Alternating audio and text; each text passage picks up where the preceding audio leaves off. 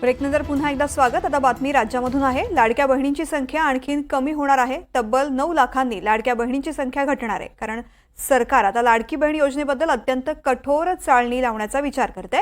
ज्या बहिणींनी अर्ज केले त्यांचं उत्पन्न, घरची आर्थिक परिस्थिती या सगळ्याबद्दल सरकार कठोर होणार आहे।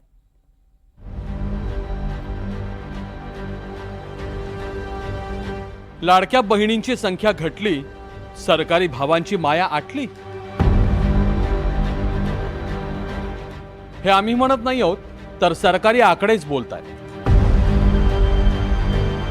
कारण येत्या काही दिवसात लाडक्या बहिणींच्या एकूण संख्येमध्ये 9 लाखांची घट होणार आहे। या आधीच्या पडताळणीमध्ये 5 लाख बहिणी अपात्र ठरल्या, तर नुकत्याच केलेल्या पडताळणीत आणखी 4 लाख बहिणी अपात्र ठरल्याचं कळतंय। त्या भाबळ्या आणि बिचाऱ्या आमच्या बहिणींना फसवण्याचं पाप, महापाप या सरकारने केलेलं आहे।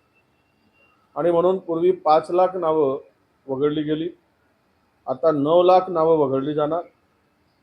हळूहळू हे 25% नावं आणखी, म्हणजेच या नतभ्रष्ट सरकारकडून आता बहिणींनी बदला घेण्यासाठी सज्ज होण्याची वेळ आलेली आहे।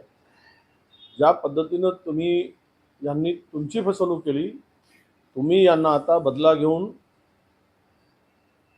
यांना त्यांची जागा दाखवा, एवढंच आव्हान करण्यापाशी आता आमच्या पुढे आहे। संख्या आपण कमी झालेल्यांची फक्त मोजतो, पण संख्या किती आहे आपण सांगत नाही। माझी लाडकी बहीण योजनेतनं माझ्या माहितीप्रमाणे 2,40,00,000 महिला भगिनींना याचा फायदा मिळतो। आणि त्याच्यामध्ये काही महिला भगिनींच्या 4 व्हीलर आहे, काही महिला भगिनींनी रिटर्न भरताना स्वतःचं इन्कम 2.5 लाख रुपयापेक्षा जास्त दाखवलेलं आहे। अशा महिला भगिनींचं त्याच्यातनं नाव कमी होतं, आणि म्हणून काही सरसकट ही योजना बंद होणार नाही। 2,40,00,000पैकी 9 लाख कमी झाले असतील, पण 2,39,00,000 शिल्लक आहे, त्यांच्यासाठी ती योजना चालूच राहणार आहे। पण लाडक्या बहिणींचा आकडा आणखी खालवण्याची शक्यता आहे, कारण फेब्रुवारी महिन्यातल्या छाननीमुळे अपात्र बहिणींच्या यादीत भर पडली।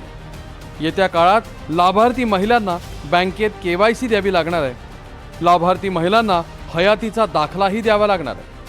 उत्पन्न 2.5 लाखांपेक्षा कमी आहे की नाही हेही पडताळलं जाणार आहे। लाडकी बहीण योजना वास्तविक शिंदे सरकारने स्वतःच्या हितासाठी आणली।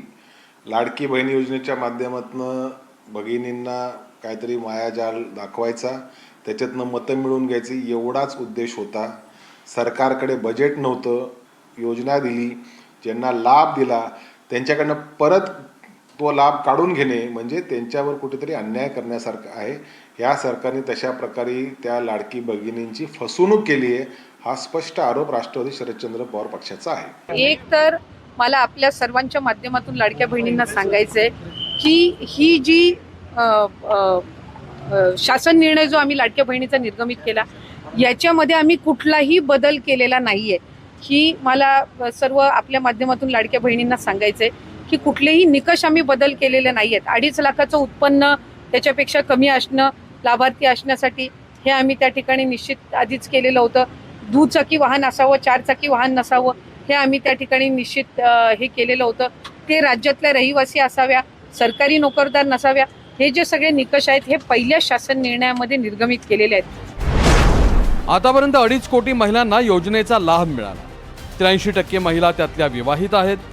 उर्वरित महिलांपैकी 11.8% अविवाहित आहेत, 4.7% विधवा, 0.3% घटस्फोटित, 0.2% परित्यक्त्या, तर 0.1% या निराधार महिला आहेत। 30 ते 39 वयोगटातील महिलांची संख्या एकूण लाभार्थ्यांच्या 29% आहे, तर 21 ते 29 वयोगटातल्या महिलांची संख्या ही 25.5%, 40 ते 49 वयोगटातील महिलांची संख्या ही 23.6% आहे, तर 50 ते 65 वयोगटातल्या महिलांची संख्या ही 22% आहे। 60 ते 65 वयोगटातल्या महिलांची संख्या ही केवळ 5% आहे।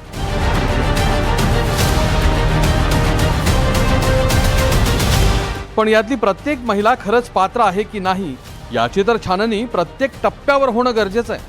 अन्यथा ज्या पात्र नाहीत अशांना लाभ मिळून खऱ्या पात्र बहिणी वंचित राहतील। ते टाळायचं असेल तर जितकी छाननी होईल तितकंच बरं आहे।